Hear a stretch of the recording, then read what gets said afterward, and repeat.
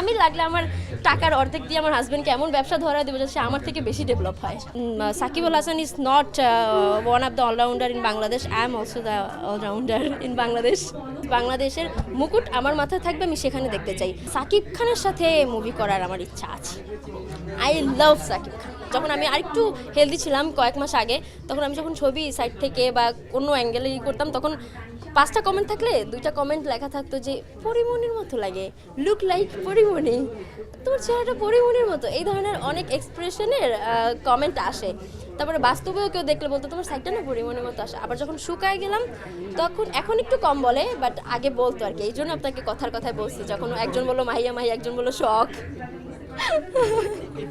Comment পেতে আমার ভালো লাগে না, কেন আমাকে আমি চাই যে আমাকে কেউ পরিমণির সাথে তুলনা না দেখ, মাহিয়া মাহির সাথে তুলনা না দেখ, শখের সাথে তুলনা দেখ, আমাকে এটাই বলুক যে বন্যা ইজ বেস্ট।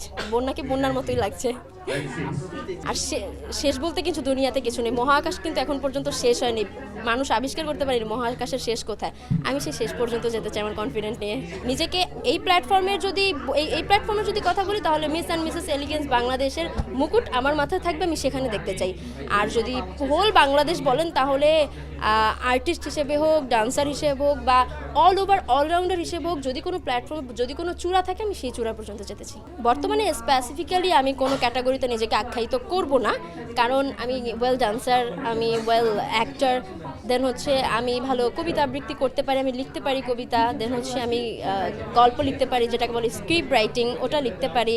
আমি একসময় নিউজ প্রেজেন্ট করেছি অনলাইন পোর্টালে। আমার অনেক এক্সট্রা কারিকুলাম আছে, তার মধ্যে হচ্ছে আমি ভালো রান্না করতে পারি, আমি ভালো বাচ্চা সামলাতে পারি। So I think Shakib Al Hasan is not one of the allrounder in Bangladesh, I am also the allrounder in Bangladesh. আমি তো সবার সাথেই কাজ করতে চাই, তবে ওই যে থাকে না আমার ক্রাশ, তারপরে আমার ফেভারিট, এরকম কেউ নেই। তবে হ্যাঁ, আমি আমার একটা কি বলে এটাকে পার্সোনালি এইম আছে, লক্ষ্য আছে, যে ইচ্ছা আছে, আমি প্রত্যেকটা আর্টিস্টের সাথে কাজ করে অভিজ্ঞতা নিতে চাই। আমি তার সাথেই কাজ করবো, আমি ফিল্মের নায়িকা হবো না, এরকম কোনো টার্গেট, এরকম কোনো ইচ্ছা নেই। তবে আমি প্রত্যেকটা ফিমেল আর্টিস্ট হোক, মেল আর্টিস্ট হোক, তাদের সাথে কাজ করে অভিজ্ঞতা নিতে চাই। অভিজ্ঞতার কোনো শেষ নেই, আমি অভিজ্ঞতা নিতে চাই। মুভি করার আক্ষেপ কোনোদিন ছিল না, এখনও নেই। তবে সাকিব খানের সাথে মুভি করার আমার ইচ্ছা আছে। I love Shakib Khan. আমি যদি কোনোদিন অনেক বড় হয়ে যাই, অবভিয়াসলি তখন আমি অর্থনীতির দিক থেকে অনেকটা আমার ডেভেলপ হবে, বা আমার হাজব্যান্ডকেও আমি পার করে যেতে পারি যদি আল্লাহ দেয়, বা আমি সেইটা আমার সেই চেষ্টায় যেতে পারি।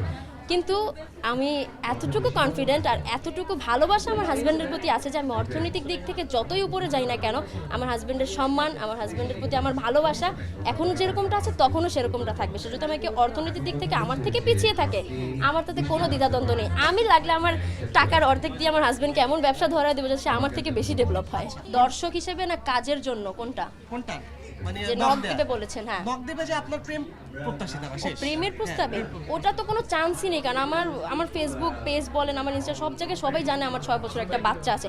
তারপরেও যদি কেউ দেয়, সেটা আমার হাজব্যান্ড হ্যান্ডেল করবে।